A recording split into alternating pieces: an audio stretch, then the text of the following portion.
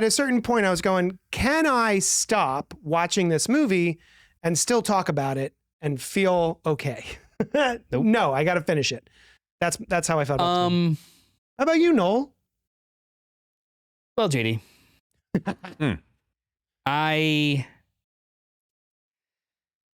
So the movie doesn't actually start until 52 minutes in. I looked it up. Like I went back and looked it up. The movie doesn't start? It doesn't. What about all that stuff? The main... What about all that movie? Yeah. The actual driving plot doesn't happen until 52 minutes in because you have an entire separate hour. Yeah, Barry Allen going through time. Yeah. And then Barry Allen slipping. Yeah. That, while was interesting, felt very rote and boring. YUNKJunk!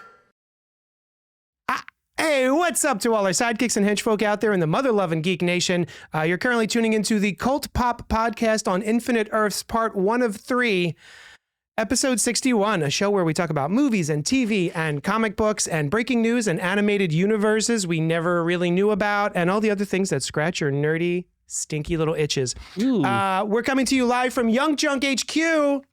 YUNKJunk. Nailed it. YUNKJunk? That's, yeah.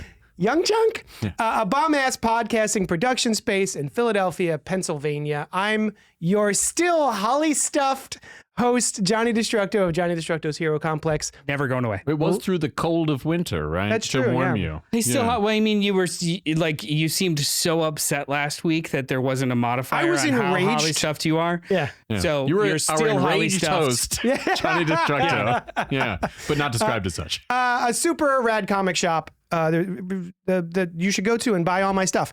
With me tonight to talk about different things is Dylan.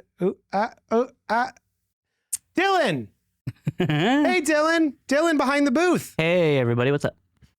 That's it. That was it. You're done? Now tell us what's up. I regret going to you first. Brian. Hey. That's worse. No. Hey, everybody. How's it going? My name is Noel, and I am here for the next 50 to 70 minutes. See, that's how you do it, guys. Yeah. Feel free to like, comment, subscribe, click the bell notification, and get up there in that chat. I'm pointing up because that's where we have a giant monitor up here at YUNKJunk HQ, and it shows us all of the comments. I feel like that's where the chat, you could point to that as the chat just abstractly, right? Even if you were just talking about the chat, walking down the street or something, you could point up-ish, back, like up and forward. But for you out there, it's probably I want to point down. Also, we love a little back and forth, so pipe up and email us at cultpopgo@gmail.com. Man, we are killing it, you guys. This is going so well. We're going to move on now to our next segment. Which is it? Are you guys ready? No. You stoked? I'm not going to talk to you anymore. No, are you ready? I've never been more ready for anything in my entire life. I'm prepared. I studied. What would you like to talk about? All right. What did Brian do this week? Brian watched a movie called Self-Reliance on Hulu. Shit, he really did study. It was written and directed by Jake. It was written and directed by Jake Johnson, also starring Anna Kendrick and Andy Samberg as himself. Mm-hmm. The plot is a man who has no prospects in life and kind of sucks is offered $1 million if he can evade people killing him for 30 days. Oh, wow. Some people can't kill him if he's with someone. People cannot kill him. Attack him when he's alone, right? If someone is within striking distance for the safety of other people, he cannot be harmed. Isn't it like he's next to somebody. It's like a dark web TV show? Yes. Okay. Yes. Carry away. How was it? I haven't seen it yet, but I'd like to. Yeah. Nailed it. That's great. This sounds amazing. It was amazing. I'm sorry. Is it a movie or a show? It's a movie. On Hulu, and it, as Noel said, written, directed, and starring Jake Johnson, who I am a big fan of. And so it is about this guy that he's lonely, right? Mm-hmm. And it's this very quirky, bizarre type of film. It's a bizarre premise to begin with, but it's also presented. When he interacts first with the people who are making this offer, it's weird. You know what I mean? So then he finds people to spend none of his family believes him. And he finds this guy, I think a homeless man, to pay to hang around with him. Played by a guy who has done this on. He was on Brooklyn Nine-Nine. He's a funny man. Yeah. He's a funny man. Yeah, and I make just it a joke. He does. Yeah. Jake Johnson, forgive me, is he the guy from New Girl? Yes. And is he also a Spider-Man? He's Peter B. Parker. He's Peter B. Parker. He's Peter B. Parker. That's right. Thank you. He's also in Minx, which is a great show. Oh, I haven't seen that yet. Really good. I want to see that. Yeah. So anyway, this movie is completely something that could take place in this world, but it's presented in a very unusual way. And it's very heartful, right? He has these like meaningful relationships. Oh, Stevie Budd, the woman who plays Stevie Budd from Schitt's Creek, is in it. Oh, yeah, that's right. Yeah, it looks good. I like in the trailer they reveal how he decides to try and game the system. Well, that's what they say. They're like, he's not going to do it, and then he mentions the part of, he says like, well, what if other people would be hurt? They say they can't if they're near you. And he says, so that's a loophole. I'm like, no, it's in the rules. It's just a rule. It's one of the rules. Yeah. And he's like, a loophole. Andy Samberg has a small but pivotal role as himself, which is awesome. He's the man who picks him up and introduces him to this in a limo. This sounds great. It looks wonderful. I love the premise. It's really fun, and it's tight. His relationship with Anna Kendrick throughout it. Anna Kendrick's in it? Yeah. Oh, yeah. You buried the lead. Well, I hadn't set it up until now because I was like, do I want to get into it at all? And I think it's in the trailers. Like, he finds someone who he agrees to spend all day, every day with him for a while. That's all you had to say was Anna Kendrick. Yeah. I love she's her. in it. She's it's fantastic. Great. Funny? Yes, it is funny. It's not like entirely intended to be funny, but there are funny parts. Oh, I thought it was a straight up comedy. It's not just a straight up comedy. Oh, okay. It's, like I said, it's like comedy. Queer, quirky. Oh. Is what I was going for. It could be queer. Yeah, it could be queer. It could be. Yeah. The original definition the of old the word. terms. It is. Oh, that's true too. Yeah. So anyway, yes, but and there are funny things. Like there's like the guy that he hires to hang around with him is very funny. Like I laughed a lot during the movie, but it's just like a weird adventure that he is on doing this strange thing, and it's presented in a very like story type way where it's now let me explain that. Yeah, please. It's I had my confused face on. You did.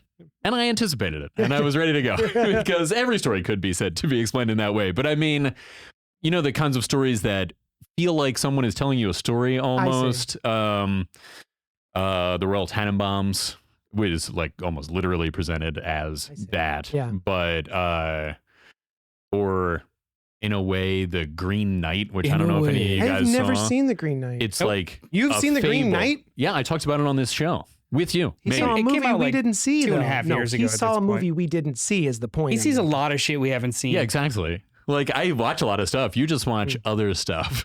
That's true. I do watch other stuff. Yeah. So anyway, I love this movie. Right. Awesome. Yeah, it was I'm in. Fantastic. It's to the point. It's bizarre, and it's very cool. He's a really cool character, too. And yeah, it was great. Nice. Yeah. All right. Hey, Brian. What's up? Did you study as hard as Noel did? No. Do you know what Noel's been up to this week? Huh? No. What's the name of it? I'm going to talk about a comic book that... It's called Gods. You know what? By Jonathan Hickman. Yeah. And Valerio Sheedy. Nailed it. Yes. Nailed it. Issue 4 came out today, and I'm upset, like parasocially upset that no one's talking about this on comic book Twitter. Oh. It's one of the best series at Marvel that's happening right now. It's basically Jonathan Hickman re-establishing and creating rules for magic and deities and higher beings in the Marvel universe. You would fucking like it. I feel like you would like John. Are you a Jonathan Hickman fan, Brian? Absolutely. Oh, okay. Yeah. I figured. All right. It's Jonathan Hickman has a very I think he's pretty fairly. He's fairly associated with inaccessible story plot points, very dense. And density and overcomplication. This is like him. This is his like romanticism and swashbuckly as he's been since his run on Fantastic Four. Basically, the premise is there is the powers that be and the natural order of things, magic and science. Each have avatars on the living world on the human plane. The avatar for the powers that be, magic, is a new character named Win. He's a grizzled, immortal-looking dude, one avatar. For the natural order of things, for science, it's a whole guild of agents that kind of keep things together. And they have their naturally opposing forces, and they have a treaty with each other. Part of the treaty is that the natural order of the Win, let's just call him Win, has to have an apprentice that is assigned by the natural order of things. Yes. Natural order? All right. So it's these two characters having to deal with giant cosmic things, and then there's a love triangle and weird adventures and big cosmic craziness, but it's so fun and accessible, and the art is disgustingly good. Valerio Schiti is a name that another I think talent that is not being discussed. Valerio Schiti is like top tier Marvel artist. Yeah, he's up to, like, if we were gonna do like the top 3 to 5 Marvel artists, it's like Pepe Larraz, RB Silva, Valerio Schiti, others. Yeah. Yeah. It's just so like basically you don't hear those. They're, for some reason, despite their immense. Marco Cicchetto was also great. Ryan Stegman-ish. He's not really exclusive anymore. Yeah. Segment sort of fell off for me. But anyway, those other cats, like, I'm surprised that nobody discusses them when I'm in a lot of conversations about comic book art in different groups, and like Valerio they never Schiti, come up. He's killing it. Yeah. He first caught my eye during Empire. Turned your head. Turned my head. Tweaked my Empire. butt. Empire with a Y. Yeah. Yes. Yeah. But this book is wonderful. It's on issue 4 now. The first issue, I think a lot of people were janky about it because it's a $10 issue.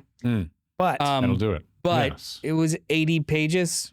It's basically 3 comics, and the whole first issue is a giant. It was like a trade paperback. It's one full, complete story, and then issues 2 through 4 have almost been kind of the sequel of that complete story, just kind of pulling on a couple of threads. It is such a good read.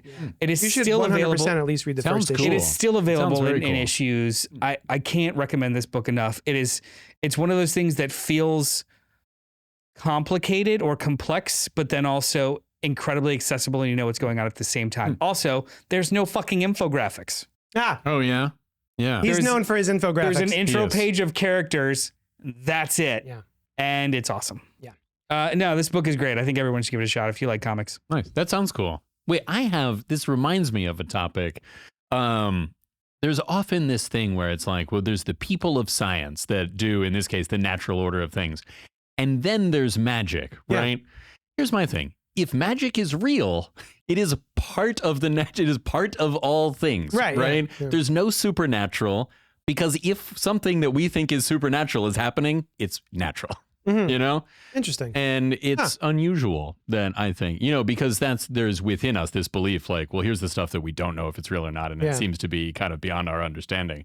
And that's this like tension, but that would just be our understanding. Yeah. And then we understand it, and then it's natural. Exactly. Hopefully. Right? It's it happens. That would be cool. Yeah. What is it? Some civilizations consider magic to be just technology they don't understand yet. Yeah. Arthur C. Clarke said any sufficiently advanced technology is indistinguishable from magic. Except in the Marvel Universe, magic is magic. Yeah. It's magic. But Reed Richards, at one point, I remember him saying like, it's all energy. I can figure this out. And then he didn't really do that, but he could. But he science, if at most he would science-y make something that would like channel that magic, not necessarily recreate the magic. Right. Yeah, I would talk about that. That's kind of fun. JD. Oh, I want to say hi to Robert Monroe Jr. who's in the chat saying, "What's up, Cult Poppers? Hope you all had a great week." Robert, I did have a great week. Thank you for asking. Yeah, thank you. Well, you didn't ask. Thank you for hoping. Hoping it. Yeah. Yeah, in text, and you guys ever learn that in emails and letters, you're not supposed to like a question, an open-ended question, because they're not responding. So you say, "I hope you're well," not "How you doing?" Yeah. You don't do that in text. You just sit there waiting for the Raven to bring back a note that says "Good." Fly away.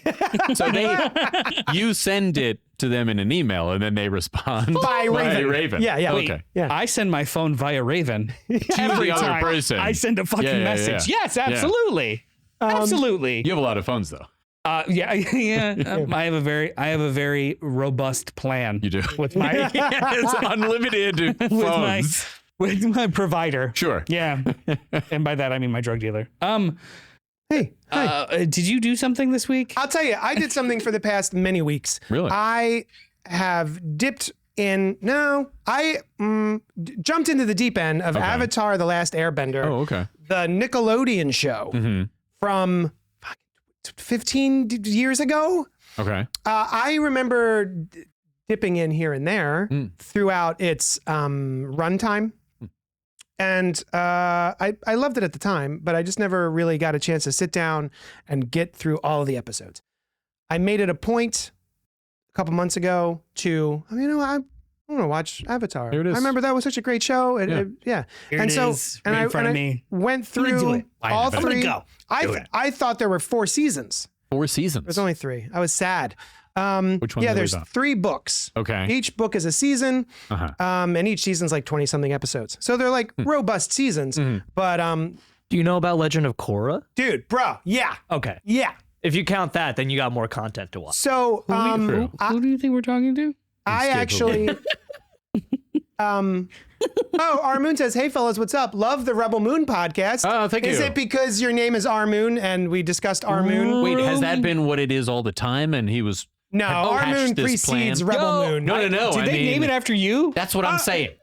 Is he? Yeah. And this has been. I'm thinking maybe a time traveler situation Rebellious where he came planetoid? back. Yeah. Is that Zack Snyder? Armoon, are you Zack Snyder? So Please stop. Dylan. I actually watched Legend of Korra a couple years ago and absolutely loved it. That's part of the reason that I went back and rewatched Avatar. Is because I love Korra so much that I was like, you know what? Let me go back and revisit. So I did all the way through every single episode. And this show, have you watched Avatar? Haven't seen it. Is it something that you're aware of it? I'm aware of it. Is it something that doesn't interest you for a reason? I never really watched it. The story sounds really cool. I have not watched much anime at all. It's not an anime. I know, but I heard also that this isn't necessarily what stopped me from watching it. I think I just didn't happen to watch it when it first came out, and then was under the impression that it was kind of anime-ish. It's anime-ish, Okay. but not. It's American. I was gonna say like thread and needle. What's anime and what's not? Do they Is it do just the thing where it's produced with the emotions where they? And I would also say some vibes. That's what I'm talking about. The speed lines and shit? Are you talking speed about lines. I'm cool with speed lines. The extreme emotion reactions to things. Yes. I am often like. All right. Yeah. You dropped the chocolate bar. Relax. Like, yeah, Exactly. I understand. Yeah. He's not your greatest enemy. Yeah. It has elements of that only for humor's sake. Isn't that what it's always for? No. No. Sometimes it's for like serious action stuff. Is that right? Yeah. Anyway, declare things. Yeah. I highly recommend you check out Avatar: The Last Airbender. There's a lot of philosophy in it. There's the world building is just insane to me. And there were so many times that I would sit there and watch it and something would be happening on screen and I would remember this is a Nickelodeon show. This was like a children's show. But it is 100% like accessible to adults. And it was just an absolute pleasure. If you guys and gals out there haven't watched Avatar: The Last Airbender, they are working on a live action movie show. It's a movie show. We're going to the pictures. Right? It's a series, isn't it? Maybe. I was under the impression it was a movie.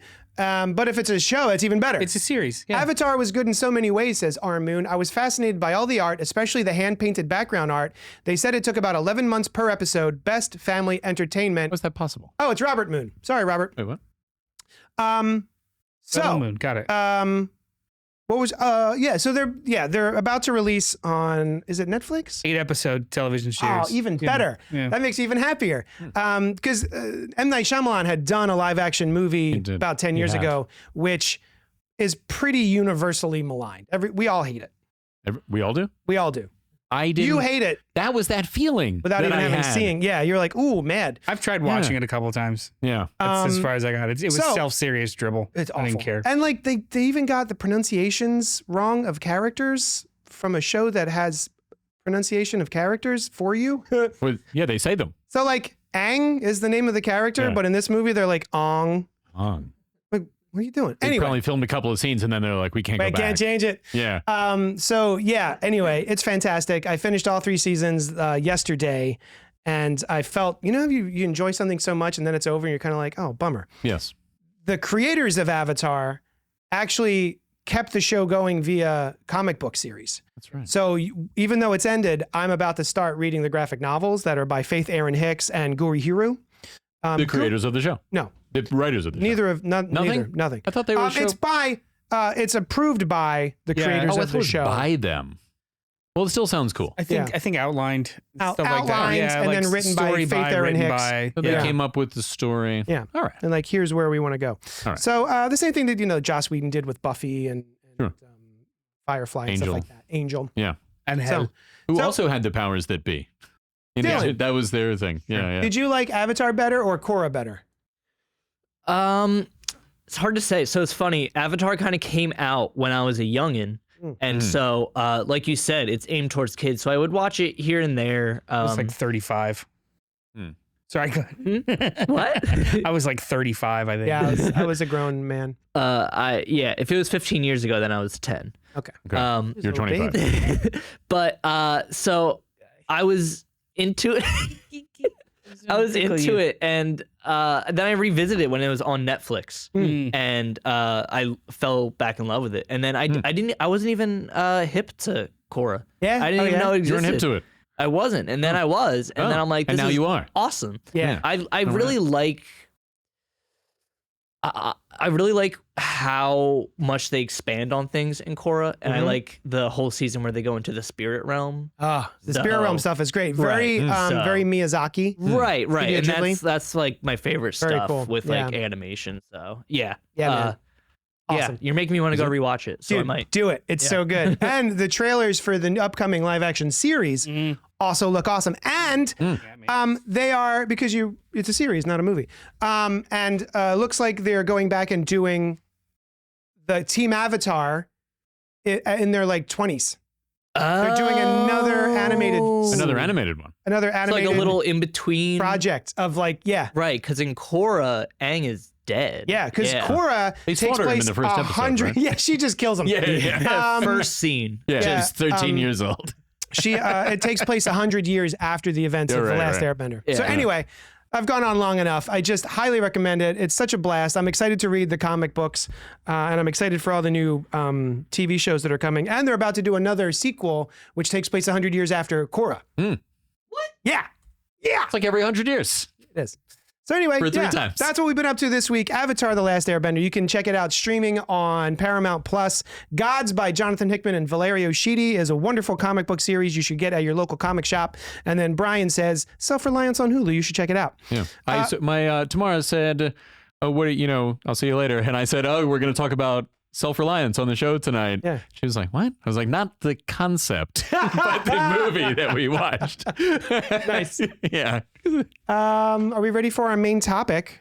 I'm ready. Are you ready? Remember when I wasn't ready before you I asked do. me? I was a little disappointed. I spent most of that time getting ready for this. Preparing. Now. Yeah. I will do as much as I can to be a mediocre white man talking about comic book related things. Oh, that's So we right. can. So What is this? we didn't get any emails, but But we did get a couple comments on our TikTok. What were they? At if you look up CultPop on TikTok.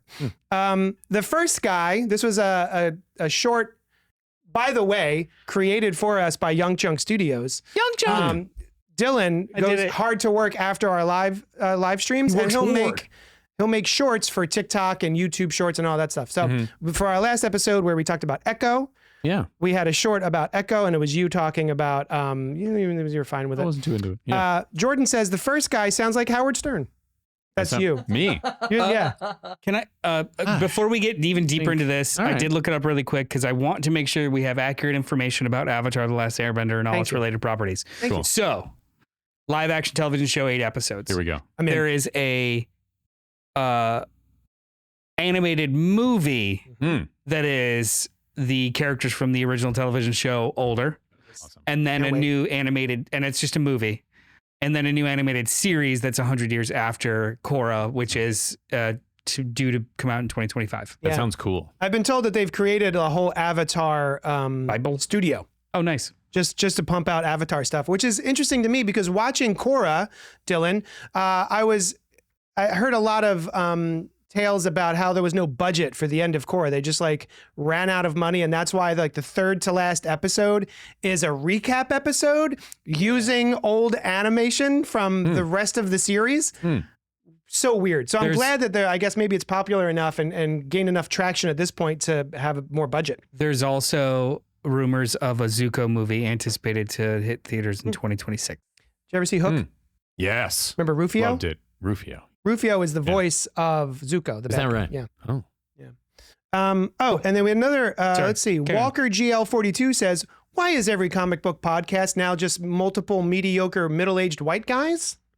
I don't know. I'm not sure that's true because we have a comic book podcast. Right? And we don't fit that. We're not Mediocre. Are we like mid? I feel Does it say average too? It just says multiple mediocre. Multiple media. We are multiple. Yeah. We're middle-aged. You know what? Also, too, Depends on how long I live. Right? Yeah, you can be dead tomorrow. I can make it to 300, and then it would be like less than a quarter. That's true. Gotcha. I don't Right? I don't think being what's mediocre is that big of a burn. Like everyone's pretty much mediocre. Yeah. I don't agree. No. Except moments of brilliance, but to be at like a level of just constantly crushing it, that's just irrational. Yep. I think there's room between mediocre and constantly crushing it, right? Like it's a state of being mediocre, right? And I don't think any of us are that. And I'm trying to take the power away from their burn. Oh no, I am doing that. Yeah. The comic book space, or just pop culture space. Yes, this is us. Yeah. Sorry.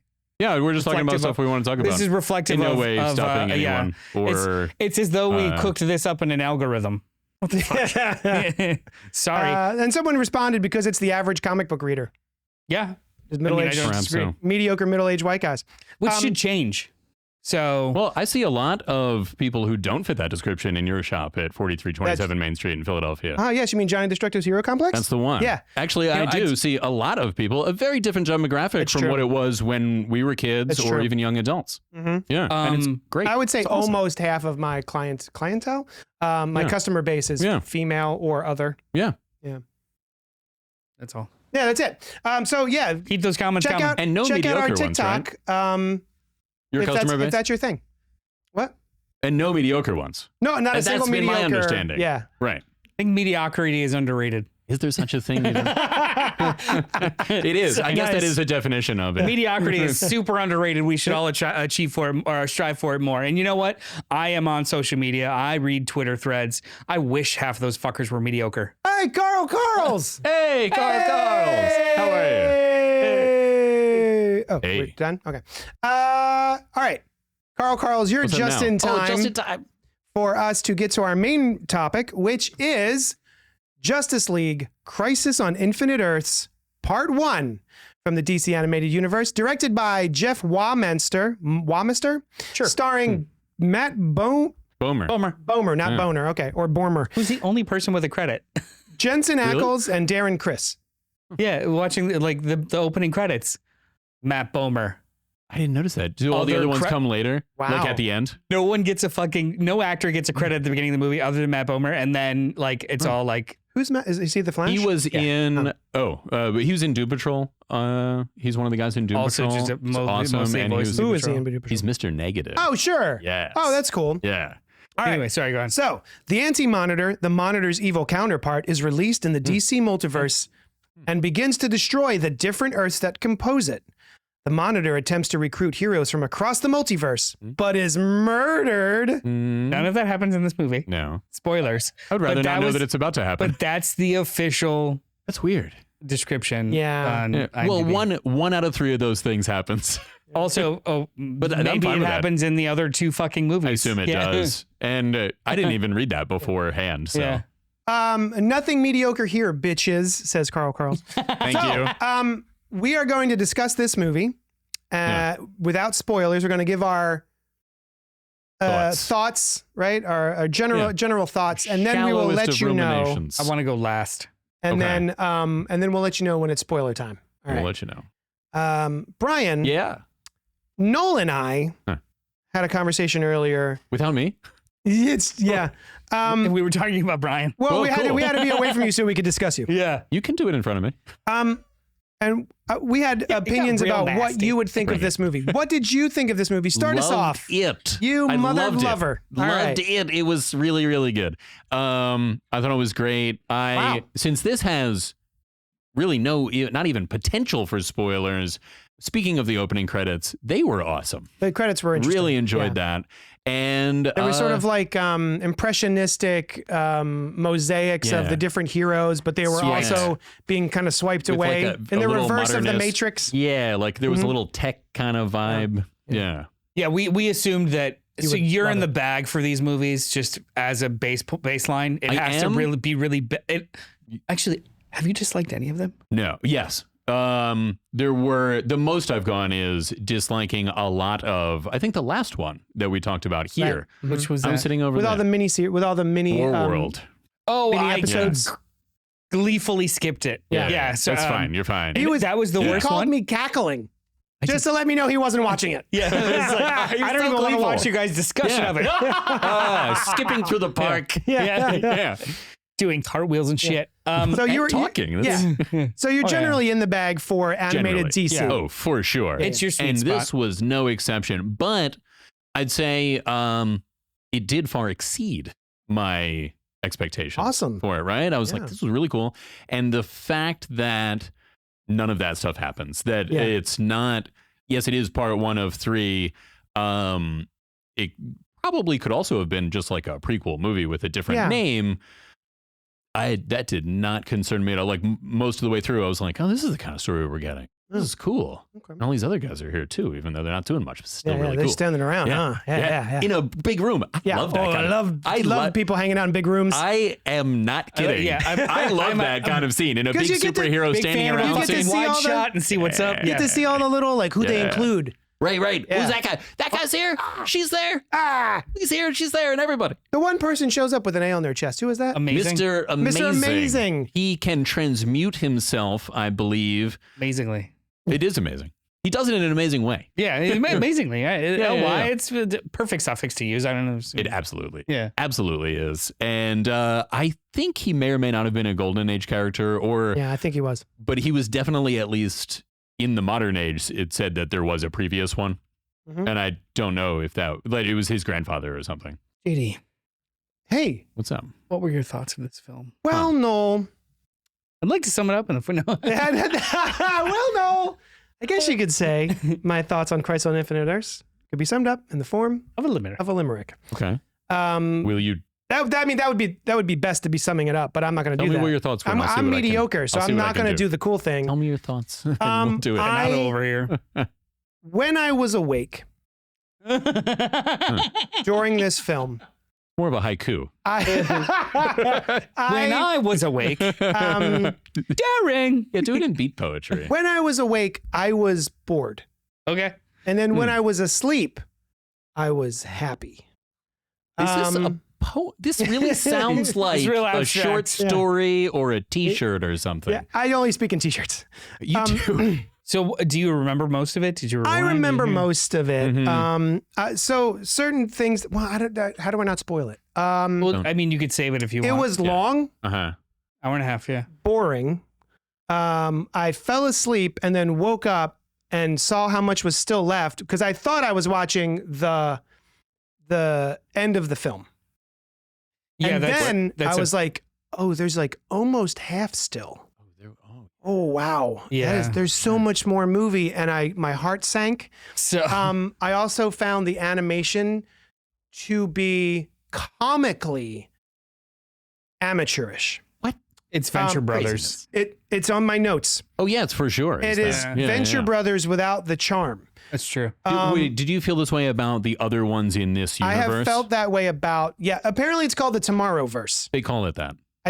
Sure. I don't know that was why. the name of the first movie was Man of Tomorrow. Oh, thank you. Yeah. Tomorrowverse. They just need to call it something. All right, great. So Tomorrowverse. Yeah. I have not liked the animation style and the character design style of any of these movies. So there was since no the reboot. likelihood that this was going to be the movie that you were like, oh, the style's really getting to me now. Right, I love it. Yeah. Okay. I was not in the bag for this. I was in the bag to hate it. I found like most of the movies in this Tomorrowverse to be of the same ilk, sort of plateauing, boring. I fall asleep in the middle. I wake up. There's a couple of good bits, and then I just kind of go, "Oh, this is the state of things." All right. So this movie was not for me. I can't believe there's 2 more of these that we're probably going to have to sit through. I love that you loved it. Have to sit through them, but they will exist, and you'll be here maybe. If he's gonna make me watch Rebel Moon Part 18, then you have to watch this he's too. gonna watch all these fucking movies. At a certain point, I was going, can I stop watching this movie and still talk about it and feel okay? Nope. No, I got to finish it.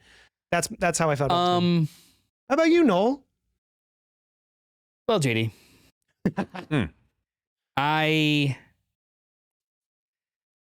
So the movie doesn't actually start until 52 minutes in. I looked it up. Like I went back and looked it up. The movie doesn't start? It doesn't. What about all that stuff? The main... What about all that movie? Yeah. The actual driving plot doesn't happen until 52 minutes in because you have an entire separate hour. Yeah, Barry Allen going through time. Yeah. And then Barry Allen slipping. Yeah. That, while was interesting, felt very rote and boring because like it's called Crisis on Infinite Earths. I'm just waiting for the movie to start, and it's like a side adventure. It seemed like a side quest the whole time. It felt like it was in episodes. Yes, they finally get to the inciting incident of him witnessing the antimatter wall, and blah blah blah. And then now we're talking to Monitor, and then that whole back half, that was fucking awesome. Nice. Oh, great. But I don't know if it was worth to get there. The whole first 50 minutes of this movie could have been 15 minutes, and then we just tell the rest of the story. It was a lot of filler that I didn't super enjoy. And there was a bunch of other things too that I was just like, what? Why? Like we have two Supermans. Cool. Yes. And in dialogue, one is clearly older. Way older. Yeah. Why didn't they make him look older? With the glow gray at the temples. Or hey, they anything. gave him a little bit of baggage under the eyes. He looked like he didn't sleep for a day. Not like I literally, when they were both sitting next to each other, I don't know who the fuck was talking. Although, did the Wonder Woman of his world look older? No, she doesn't age. She is way old too, and I assume that Superman ages more. I vaguely remember the World War II movie, the Justice Society movie, which was flashback in time, right? Yes, yeah. Is that where the Nazi line comes from? Yes. Yes. I barely remember that. Yeah, I don't know. There's something about it. Like there was a couple of things in this movie that I really, really appreciated and thought was really cool, but I was almost, what's the word when you're mad? Mad. No. That's the word. I was mildly resentful that I had to, like, the beginning was so long. Yeah. I was so checked out that even if the last half was awesome, I didn't even notice because it didn't Even do if it was anything to like drag me back in. 40 minutes of Amazo and that's the Ivo. So that's cool on its own, but I turned on Crisis on Infinite Earths.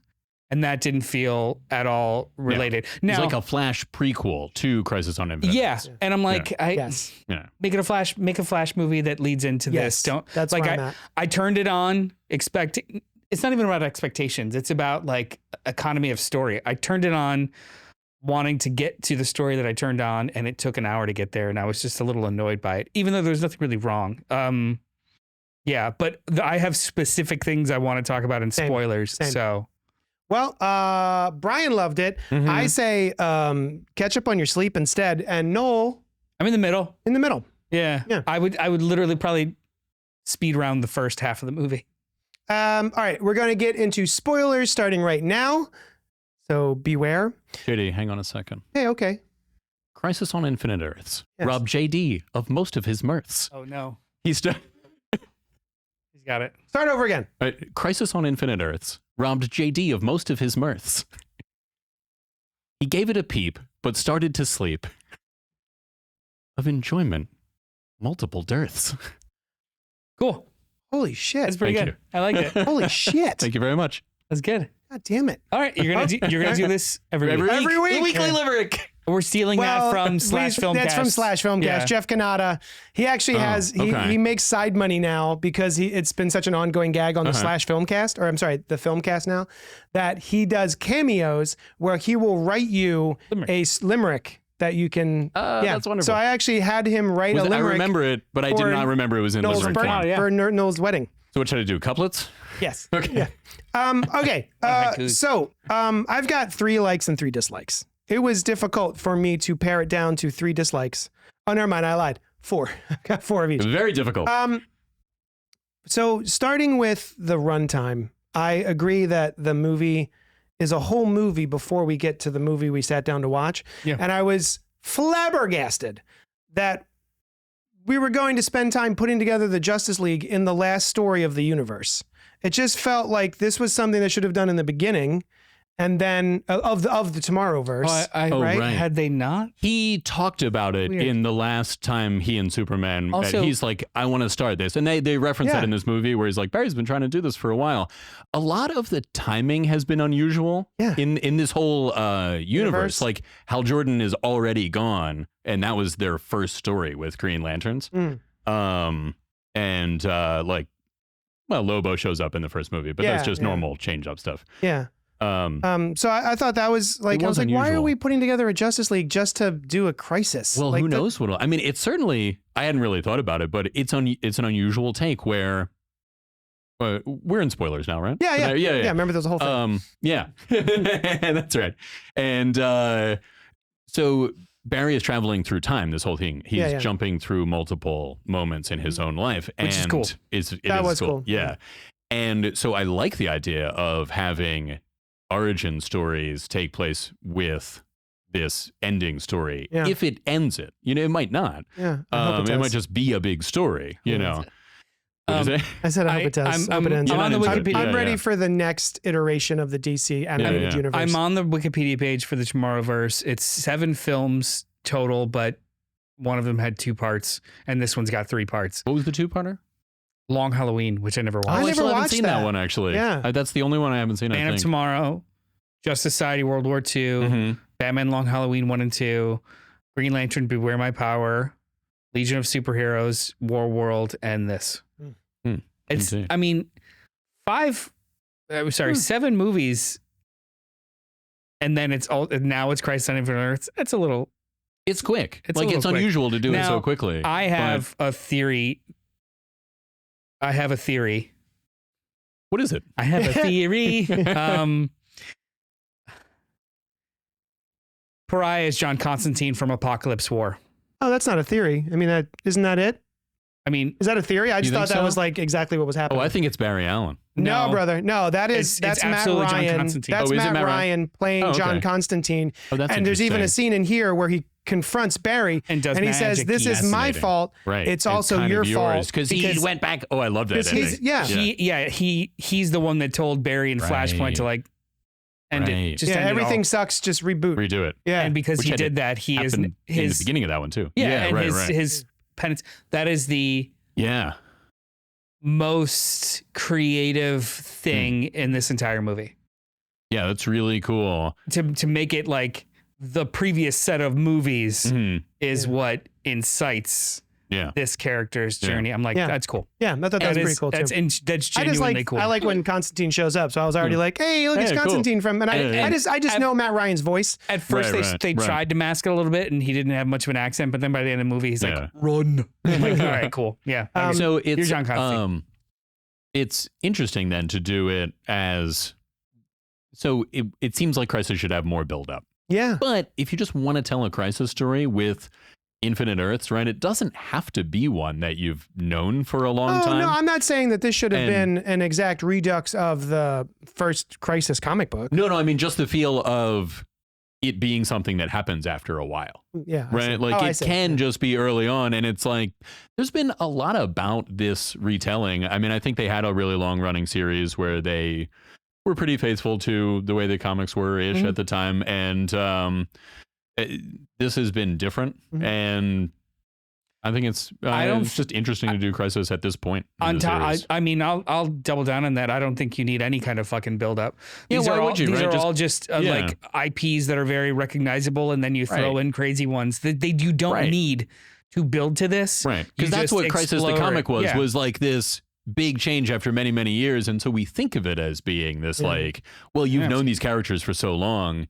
But it doesn't have to be a culmination, really. I think especially with these, like we're talking about Batman, Superman, Wonder Woman, Flash. Like even if you don't know the explicit details of their backstory, you know who the fuck they are, and then you could play with it. I'm a lot of times I'm anti-origin movie, and I think that would apply here. You do not need build up for it, but you do need to kind of get to it. And this movie, I don't think did. And knowing that it's 3-part movie, right. There's absolutely no reason why we needed an hour-long pre-story. See, that's the thing. That's just padding, right? Yeah. Well, like I said in the beginning, I too was like, what's happening? What's going on here? Why is this not? But I was into it. I was like, well, you know what? I think one of the two of you guys said last week, we were talking about what to do, and you said some people really didn't like it. Some people said it's the best Flash story told. So I had that in my mind. This movie. Yes. Yeah, low key, this is the best Flash animated movie, but I didn't turn on a Flash animated No, I know, but I knew it before watching it. That's so true. I was kind of like, oh, this is what they were talking about. I also loved the thing that happens at the end. That you may or may not have seen. I absolutely adore the conclusion. Yeah. Where he's slipping forward and backward in time, and you find out that it's them stuck in time. Yeah. And they save it. Like that was fucking phenomenal. That is an incredibly original, wonderful kind of ending to the character. Very cool. I wonder where they're going to go with this and with this character. But speaking of Barry Allen slipping through time, I think that's another reason why I felt like the JLA thing makes sense and the other times in his life make sense, seeing them, because just knowing what happened during the first Crisis on Infinite Earths. You remember he went back through time when he ran so fast that he, as we later learned, joined the Speed Force, but deteriorated, right? Yeah. So that's, as soon as he started doing that, like 2 or 3 times in, I'm like, oh, that's what's happening. I hope that doesn't happen at the end of this movie. Yeah. And it didn't, but something else happened that I wonder, can they go back? You know, he's aged very considerably. Well, and they do a whole thing with like the Speed Force isn't done with you. How did this actually end? He's gonna like, I already forgot. The way I think that they said I watched it 2 hours ago.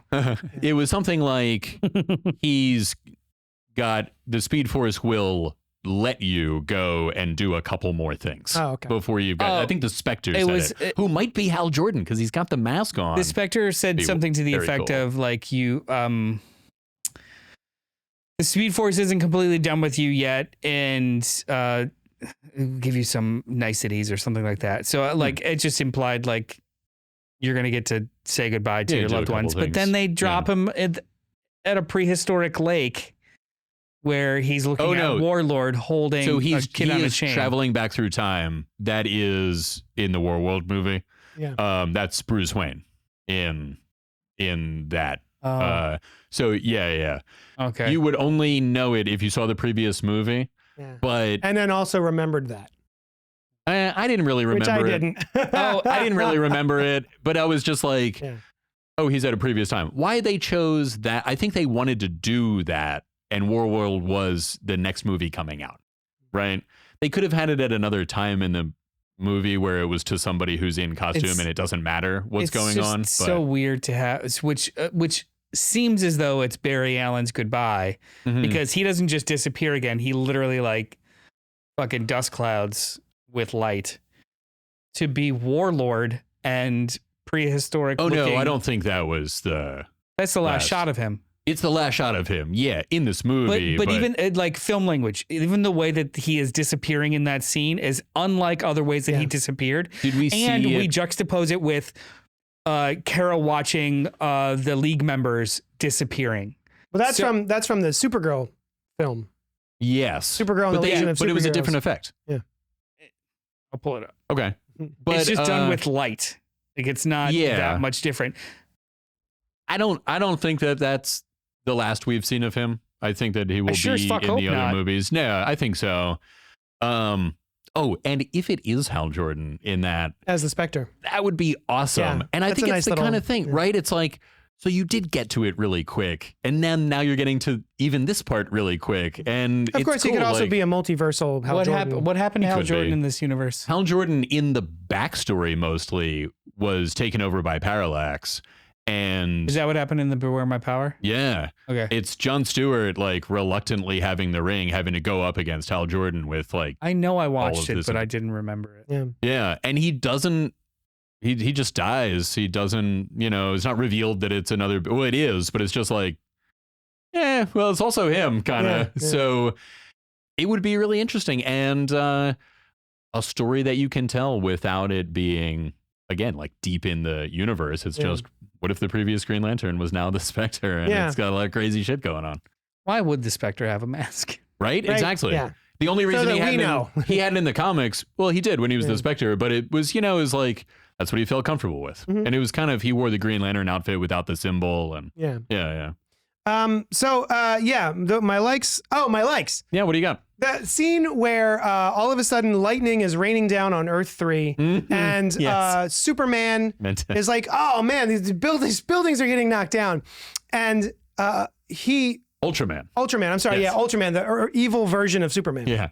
On a different world, goes to save a building. Yeah. And he's there and he's struggling and Superwoman's over there and she's trying to save a building. And Superman, and there's a guy right here at the window who's watching. And I was like, why does he care about this? Why is he saving this he's building? Ultraman, he doesn't care. He doesn't give a shit. Right. And I'm like, well, look at you go. And he's writing the building. And then it cuts to like you're inside the building with the guy who's being saved with the other thousands of people.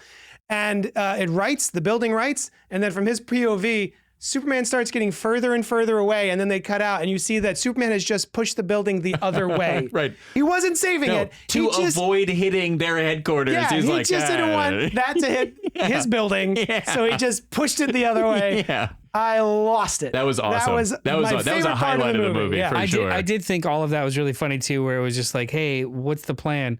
We're going to go punch it. Yeah, that's not really the plan. And everyone just follows. I love that. He does it and just vanishes right into the wall of nothing. Right. Awesome. Yeah. Introducing the Justice League as the same story as ending the universe. Batman's voice I thought was awful. Jensen Ackles. Yeah, I liked it.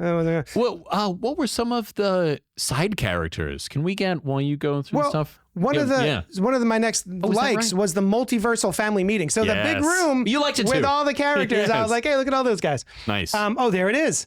You can show them. We've got no, it's fine. Who have we got here? We've got in the foreground Uncle Sam, Star Sapphire, Swamp Thing, Cat, Batgirl from Batwing's back there. Starman, Batwing. Ted Knight, Starman, Hawk and Dove, like a bunch of people. A lot of folks. But like, what I liked was Blue Devil. Negative. The original Blue Devil. What I really liked about that scene, the kid becomes Blue Devil also afterwards. Yeah, it's whole thing. What I liked about that scene though was you've got a Batman from one universe, and he's getting approached by a Dick Grayson from another universe, and Batman has no idea who that guy is other than like, oh yeah, you're Flying Graysons, okay. And we see them earlier. We see him not choosing to take Dick Grayson as his ward, scoffing at the idea. I don't know. I don't know if he ultimately chose, but this Batman. Yeah. And then Helena, his daughter in another world, who lost her father, who was Batman. And so I really liked using the multiversal aspect to bring characters together and have an emotional beat. I like that a lot. And then, of course, the callback featuring John Constantine, I thought was really cool that you mentioned. And then Amazo being a good guy, I thought was kind of cool. I loved his story. Yeah. And the, I really liked, they do a similar thing in Justice League Unlimited, and I loved it there. And I don't know if I remember that. Where like really? Amazo was like trying to help? Eventually, he takes on all the powers of the Justice League, but Martian Manhunter's staying away because they don't want him to get those abilities. Yeah. Luthor is manipulating him. Martian Manhunter shows up. He's like, no. Take my abilities. Read Luthor's mind. And then he's like, oh. This is what it's he's like. a jerk. He scans a star, turns all gold, flies to the star, and then you see him later like learning of the universe and other things with Dr. Fate. Wow. Like in later episodes. That's cool. It sounds really lame. cool. Yeah. Shut up, dork. But yeah, in this one I loved his punching people, all this feely shit. In fact, I think that Justice League Unlimited comic that just came out, he was a major character in the cool. first arc. Yeah, it was really good. People should pick it up at 4327 Main Street and Johnny DeSarto Zero Comics. And we do can that. Philadelphia. Order it for you. Yeah, you can do that too. You don't have to go there. I mean, like order it's it. probably not in stock, but we'll order it. Oh yeah, if it's maybe he'll try. Yeah. But he'll get you something else. But anyway, this Amazo, get you something nice. Don't worry about it. I'll take care of you. Yeah, it'll be all right. Hey, what are you and your family? Exactly. It's Olive Garden here. So Breadsticks? It's all breadsticks. yeah. So this Amazo was great. His philosophical journey at the end. He has helped Barry Allen. Do you know what happened? Yeah. With him aging up and building the tuning fork in like a couple of seconds. Yeah. Okay, I wasn't sure. Yeah, if you that I got. Yeah. So he's doing that, which I thought was a great, because I didn't realize what was happening, obviously, and then it is revealed at the end, and the tuning fork is just boom. Yep. Built. Amazing. And Amazo was like, did I fulfill my program? This is what I really wanted, was to help humanity live. And he's like, you really did. And that was cool. Great. Yeah, I liked his character arc. Yeah. It was really cool. And I thought the story had really good emotional journey in the story as a whole. So yeah, I loved it. Great. I'm glad to hear it. I wish I enjoyed it. Yeah. But maybe you'll like the next ones. Did you enjoy the multiverse type stuff with the monitor and what have you? No. Oh, but you don't like the animation style either, whereas animation I love it. is rough. I really like it. It's like I think it's like computer generated to look like it's been hand drawn, and it's just the movement is off.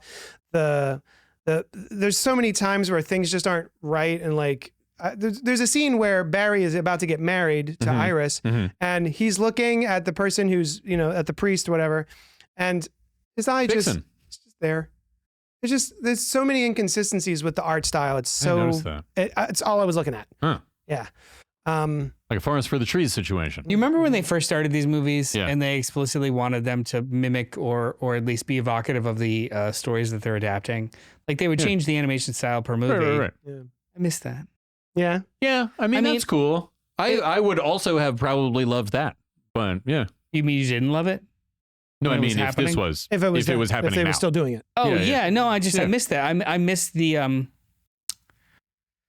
there was just weird homogeny when it comes to like these shared universe animated movies where it's like even the animated universe before this, the DCAU, whatever the fuck it is. Yeah.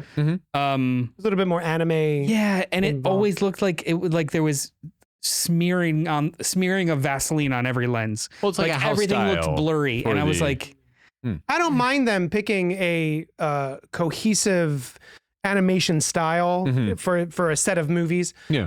This one. You don't like this one. Right. I hated it. It now, really they felt still do Venture Brothers. like movies that aren't set in this, right? Yeah. They're like, they have never stopped doing. Like, was Batman the Long Halloween actually part of this style? Yes. It was part of this universe. That one was, but I well, I know it's counted, but there was animation movies. Was a little different. There were movies in the previous iteration of the DC animated universe that are considered part of it, but were not part of it. Right, like Dark Knight Returns. Yeah, had a very different animation style, but it's still considered to be in that era. Yeah, I think it's in the era, but like All-Star Superman maybe even came out during that time, and Gods and Very Monsters. different. Yeah. And I don't think those are, like, it's in that era, but there's a continuity ongoing. Possible not to do. Yeah. All right, let's see. Year one. Okay, so it's from 2007 to 2013. We got just movies that weren't connected to each other. Right. That was Superman Doomsday, New Frontier, Batman Gotham Knight, Wonder Woman, Green Lantern First Flight, Superman Batman Public Enemies. Huh? The best top three back-to-back. Justice League Crisis on Two Earths. Awesome. Yep. Batman Under the Red Hood. Very cool. Yes. Love that movie. Those were those two of the top. The other one is New Frontier. New Frontier is also awesome. Oh, I gotta rewatch that. Superman Batman Apocalypse. All-Star Superman, Great movie. Green Lantern, Emerald Knights. And ended in a way that I thought was cooler than the comic. And that Grant Morrison, he said at one point, like, oh, there's something they did that if I thought of it, I would have done it in the comic, which is to have, and I thought this is where he was headed in the comic, to have Luthor turn good once he has seen the world as through Superman's eyes. Yeah. Right? He's like, why am I doing this? So that was cool. Batman Year One, which I don't remember. That was good. Justice League Doom. Also Power of good. Babel story. Very good. Superman versus the Elite. And then we get Dark Knight Returns Part 1 and 2. And this is where it kind of stops. Superman Unbound is a standalone movie. Mm-hmm. And then it starts. Flashpoint Paradox, Justice League War, Son of Batman, Assault on Arkham, which actually was pretty fucking cool. But there were movies Throne during of Atlantis, that time Batman v Robin. Yes. Yeah. So those are all whatever. Standalone is Justice League Gods and Monsters. Mm-hmm. That was cool. The Killing Joke. I didn't see that one. Which wasn't good. Yeah, that's what I heard. It was much like this, where it's a completely different movie for a fucking hour. Yeah. And then the adaptation is 20 minutes. Instead of being about the Flash, it's about Batman having sex with Batgirl on the roof. It's for an hour. Yeah. It's too much. Yeah. Standalone is Batman and Harley. Batman and Harley Quinn was not related. I remember that. Batman Gotham by Gaslight was not related. Oh, that was good. I didn't see that one. It was really It was pretty good. solid. Yeah. They changed the end, but it was still pretty solid. Turns out it's not Gaslight. Justice League vs. the Fatal Five is not technically in the DC AMU. That was cool. That was actually pretty good too. Yeah. That was the Legion story. Oh, Yeah. okay. That was pretty good. Batman Hush is. Mm-hmm. Wonder Woman Bloodlines is. Red Sun is not, which I never saw. I never saw Red Sun either.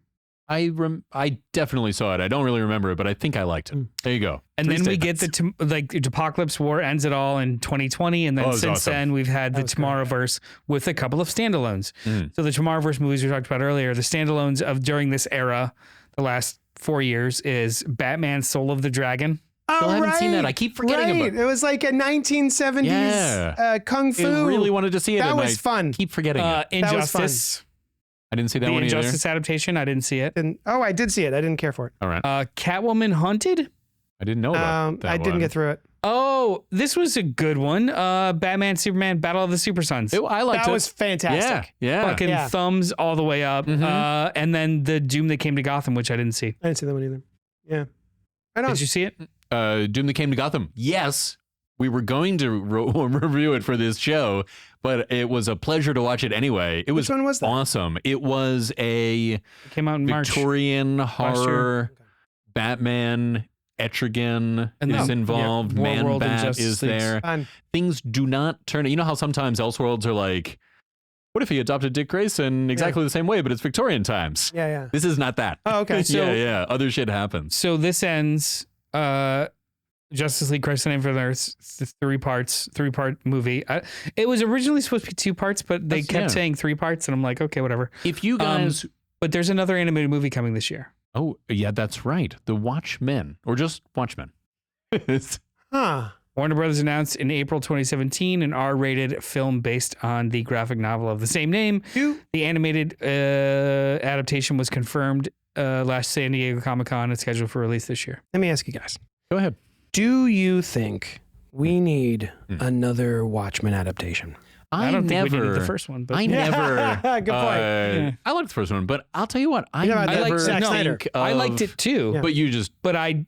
It didn't actually add anything. Like I it didn't change pushed anything. back on that. Push it it. added a better Push it real ending good. for the shut up. It added a modern ending. Yeah. That's it. Well, a less not contrived. Convoluted. Convoluted. Oh, that A was less the part that I was like, convoluted, didn't do it as I well. love the Dr. Manhattan. But bit. see, I think they had a reason then to be where I thought it was a better trick, a more The movie? complete trick, the comic. Yeah, Like, that's what I'm saying. yeah. So I think it's just more modern sensibilities. So I think both of them work.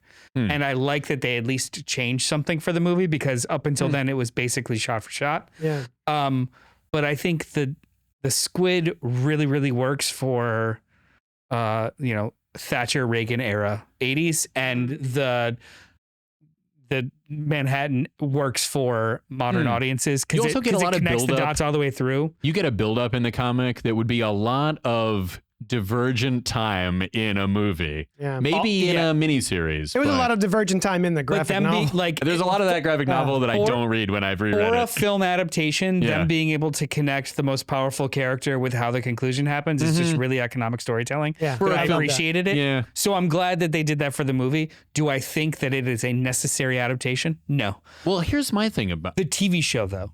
Yeah. I do it was think amazing. TV show was it's so good. Really that good. show Yes. did add something to really the original good. text, and it feels vital. Everything else doesn't feel vital. It just feels like another thing. I never, to answer your question, look at it in the terms of, does this thing need to exist? No, I'm sorry. You know what I mean? But it is a common... I agree with that. You know what I mean? There's a lot of people who are like, oh, we didn't need this. And Who's I'm like, this for? Yeah, nobody asked for this. Yeah. I guess what my point, let me say this. Say it. I feel a little bit of Watchmen fatigue between reading the graphic novel, Doomsday Clock. Which you do every day.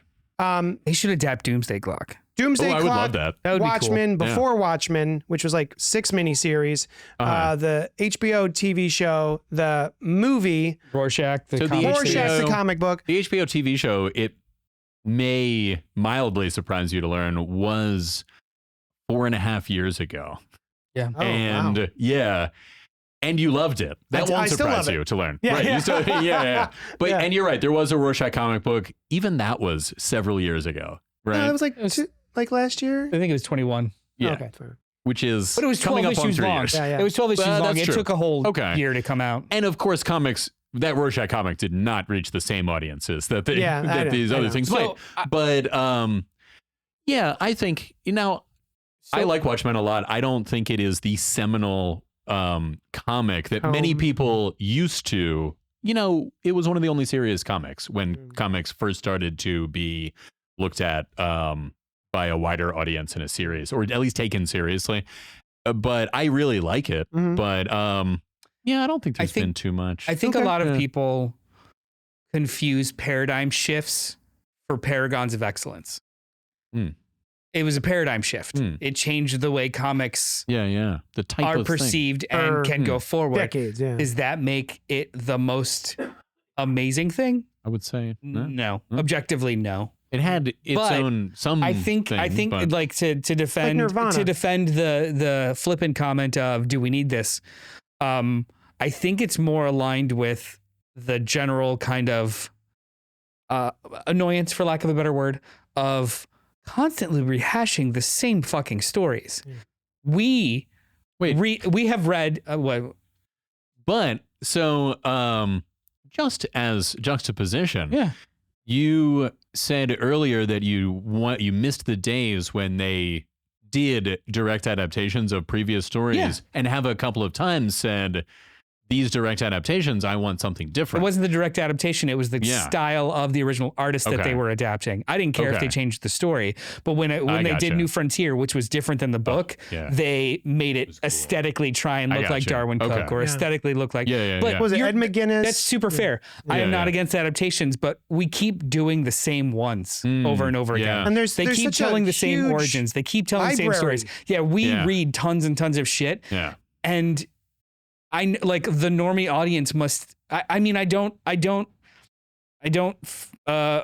think it's okay that they think that we're all one note and one dimensional, because on the outside, all that this culture or this like comic book culture or IP culture pushes through is the same like 3 stories or the same 3 characters over and over again. So they of course they think we're basic, guaranteed, because sales all we do is for a certain degree. Push forward basic shit. Yeah. So like another adaptation of Watchmen, another crisis event that's crisis. Like, even inside of this, I don't think outside they know that like another crisis with the DC universe. Inside and outside of the bubble, dude, it's kind of becomes the same thing. And then one thing gets popular, where they just kind of like beat it into the ground. And it's also not just this particular comic book bubble. If you look at mainstream blockbuster films, we just got a Wonka. And apparently it was very good. Apparently it was awesome. That's what I hear. Yeah. And also it's a musical. Yeah, it is, right. Yeah, there's a bunch of musicals out right now that the trailers they're like hiding the fact that they're musicals. Bait and switch. The fact that everything is either a reboot or a sequel. Now, in the theaters. This is sort of an old argument of mine, but let's make it new again. Here it comes again, which is actually uniquely apropos. In the old days, the stories were retold over and over, right? Romeo and Juliet is a good example. Was a retelling of an earlier love story, I believe. I did not know that. I mean, even if it's not true, it's probably, there's no such thing as new. Yeah. Every single story is a retelling of some other kind of conflict. And people didn't used to complain man versus about nature, man versus himself. Man versus Superman. Yeah. I mean, actually, man versus Superman. But it could be anything. But like, okay.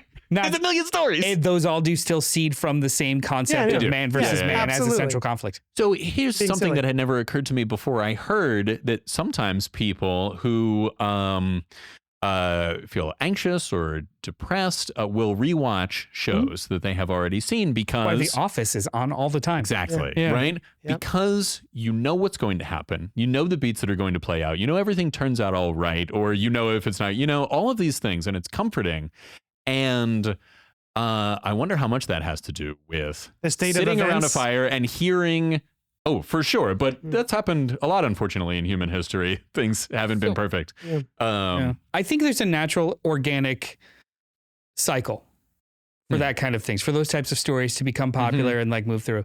What I do think also is happening that in the current landscape of 4,000 content channels at the speed of light, the cycle is getting smaller and smaller and smaller. Faster and faster, yeah. We used to be able to,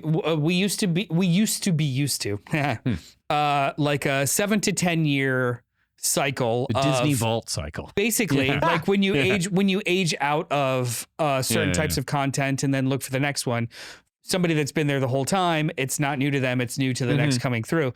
The cycles are getting smaller and smaller to the point where we're fucking rehashing comic book stories 2 years later, or you're getting a remake of Spider-Man 3 years after the last theatrical remake. Like the cycles are getting smaller to the point where like fatigue is almost setting in. It's almost baked into the cake that it's all still, it's been there, done that, been there, done that, been there, done that. So how do you wow people? You up the ante and up the stakes and up the budget. And it's like, that's not the point. Well, actually, that's what I was saying, was that it's in the modern era that we are dissatisfied.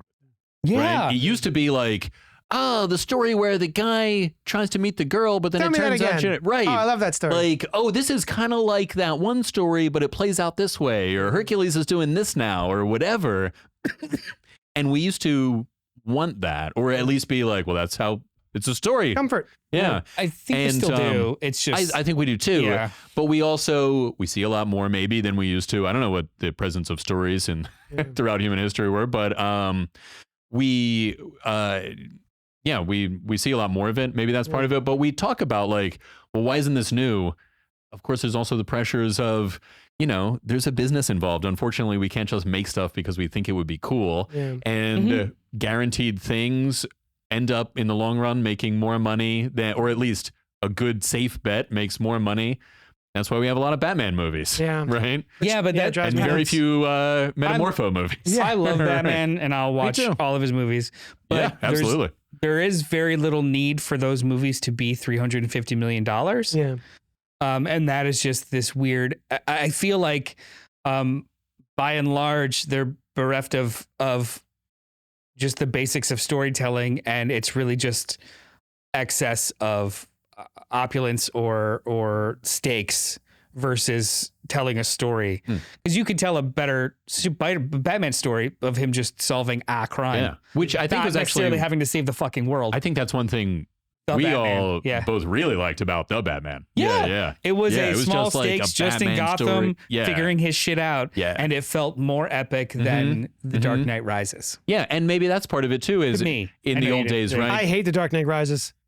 So even more epic than that. I hate that movie so much. But you didn't really care for the Batman that much. Right? No, I didn't care. I like the Batman better than Dark Knight Rises. Okay. I mean, that's sure. a qualifier. I just mean in general. I know. But I'm not a huge fan of it. I loved it. Yeah. But anyway, and that's another thing that we all know Batman, right? And so we're like, well, how are they playing on that theme? Are they doing the stuff that I like about Batman in this movie? And you know what story? I think audiences in a way to have become this. We were talking about Crisis on Infinite Earths. I'm sorry. It doesn't matter. I think a lot of it too is that audiences have become so segmented that they erroneously think there's only one version of a story, right? So like Batman, the concept and the IP is malleable to have like 5 or 6 different iterations.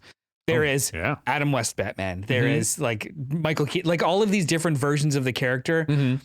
The IP is strong enough to actually handle all of it, but it's fans that think one is right and one is wrong, and you're stupid if you don't agree with them. The more we know, the more myopic we get as like a viewer culture. Well, we didn't used to have stuff written down either, right? And they probably would talk about the stories of King Arthur, and it was like, and I heard those this one stories from this guy, and you know, those characters are malleable because the core story was strong enough, and they still tell it out. Mage, the hero defined. There wasn't like a group of people at the campfire being like, no, that's not how you told it before. Fake nerd. Or I wonder if like you're not a real orator. Like get out of here, Radicles. It was still going on in Greek times. Like the strength of the story is what pulled through, and then every other variation of it survived fine. Maybe not, right? Maybe there were people sitting around and he's like, this guy, like, you're getting it wrong. Hercules didn't do that, you know, like Robin Hood wasn't. And they probably told him, go tell your story.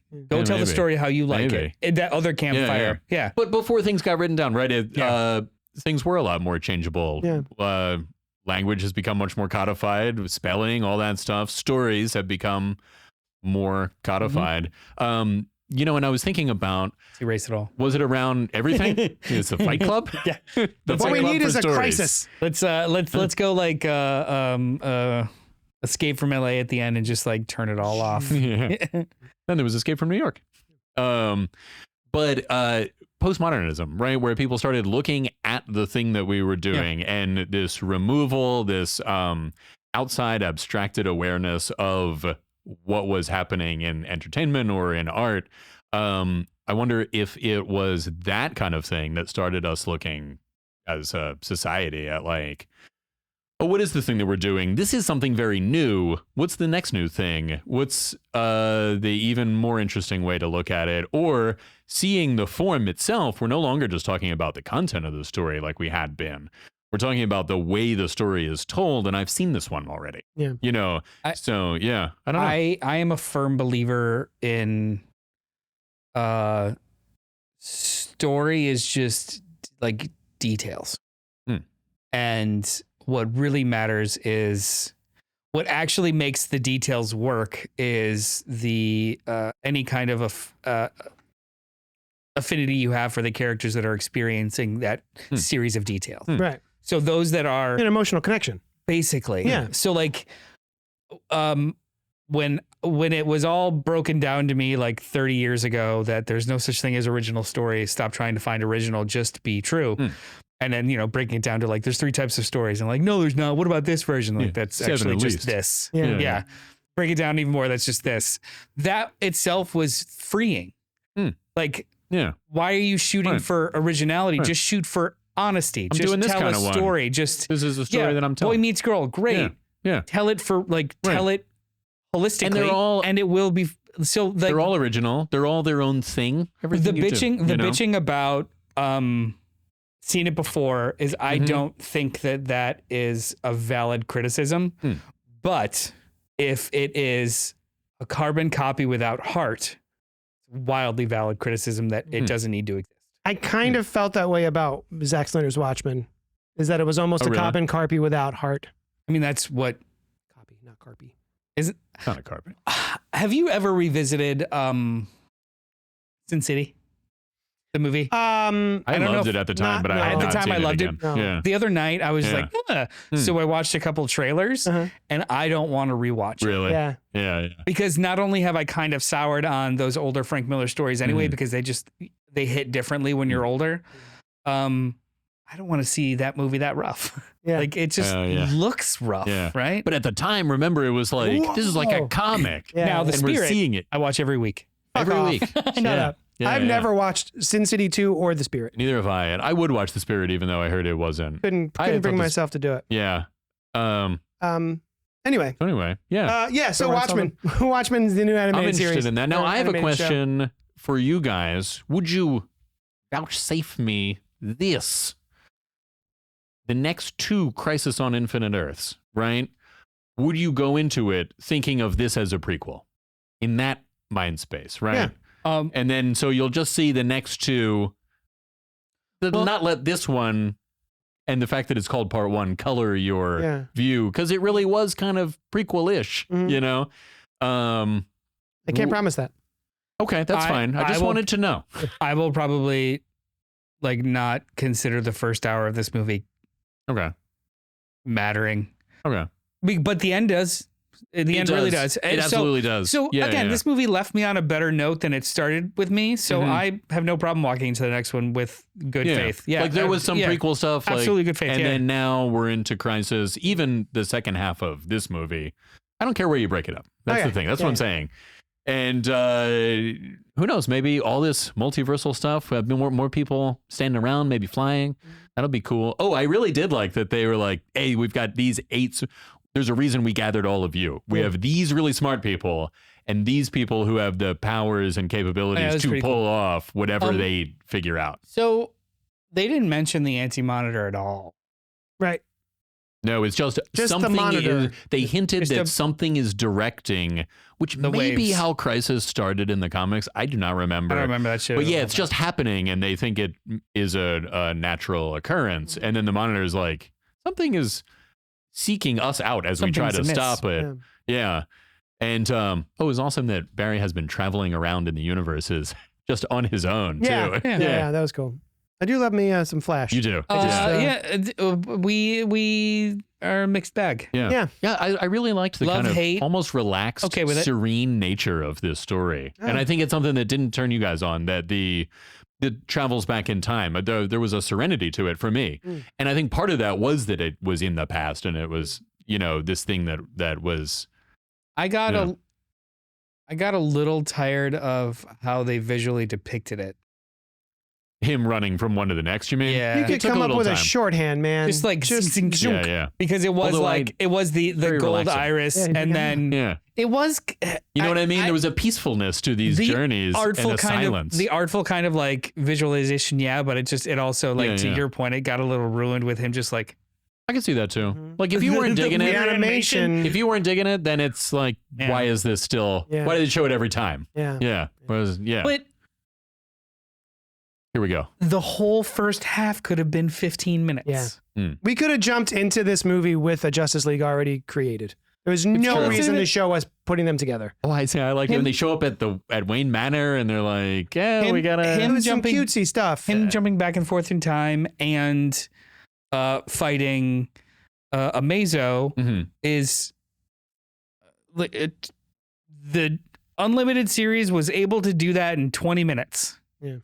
Could have been 20 minutes and then tell me more of the actual story that I signed up for. It's true. That's my biggest problem. The misleading nature of it. Yeah. I agree. Had this been called prequel to Crisis on Infinite Earths.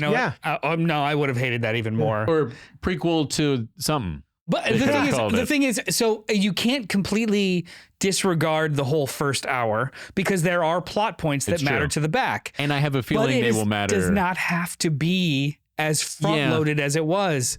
I have a feeling that that those things will matter also in the upcoming 2 movies. But maybe not because we completely ended Amazo's arc. Oh no, not the Amazo stuff. Sorry, the Flash stuff. The Flash stuff again. 5 minutes.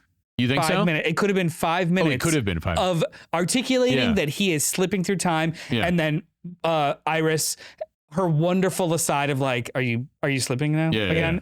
I just wanted you here. Yeah. Literally, those were the only 5 minutes that mattered. And in then when he leaves, half. right? She just continues experiencing him. Well, I guess he just with whoever after that. I guess he just comes back right away from her perspective. Oh, maybe. Yeah. Yeah, that's true. If he's anytime that I'm just like, I'm sorry, what? Yeah.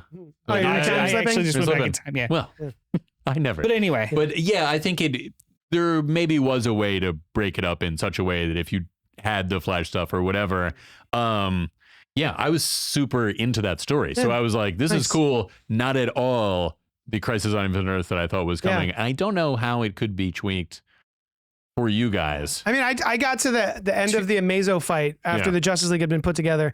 I got to the end of the Amazo fight and I went, oh, weird. We're wrapping it up and like we haven't even gotten to any crisis stuff. I guess that's why there was like this is part 1. And then I was like, I jiggled the thing to see how much time was left on, and I was like, we're only halfway through this movie. Yeah. It really ramps up. Oh, goddamn. Well, anyway, we'll talk about the next 2 in detail. Similar detail, perhaps. Probably only needed to be 2 movies. Yeah. Anyway. Maybe. But we don't know what the next 2 are yet. That's true. Yeah. Yeah, you're right. They could completely wrap everything up in the next movie, and then we've got a whole third movie of but they're just talking about it. completely unrelated. Remember that? Yeah. Remember that Crisis? Like, Crisis. That was on, how many Earths was that? Only I like, remember hey, listen, it. Hey, that was Infinite Earths. All right. I will check the fuck out. Well, thank you for hanging out with us. Don't forget, Wednesday mornings, you can check out Fresh Floppies, which is when me and Noel get together and we talk about the new comic book day releases on the day of release. Wednesday mornings, and spoiler free, etc. Blah, blah, blah. We'll see you here next week when we talk about, some other stuff. Yeah. Yeah. Thanks so much for hanging out with us, and we'll talk at you later. Do-do-do. We are. YUNKJunk!